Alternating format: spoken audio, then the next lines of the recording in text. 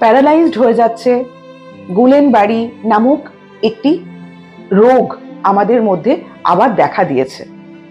আজকের ভিডিওটা আমার মেইনস্ট্রিম লা এসেনশিয়ালস দর্শকদের জন্য এই গুলেনবারির সতর্কতা নিয়ে।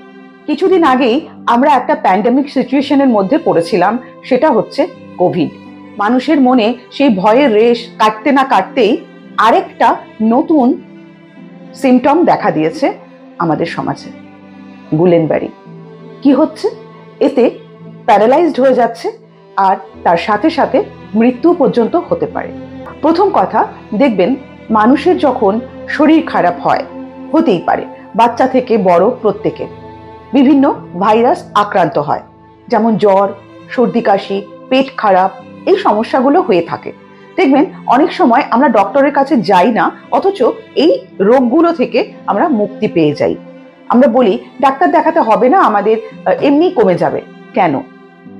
কেন কমে যায়? কারণ এই যে একটা ভাইরাস যখন আমাদের শরীরের মধ্যে ঢুকছে, সেটা পেট খারাপ হতে পারে, জ্বর হতে পারে, সর্দি কাশি হতে পারে।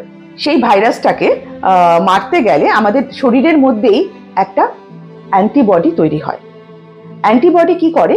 সেই ভাইরাসটার সঙ্গে ওই ছোট্ট একটা পেট খারাপ, ছোট্ট একটা জ্বর, তার সঙ্গে লড়াই করে আমাদের শরীরকে সুস্থ করে দেয়।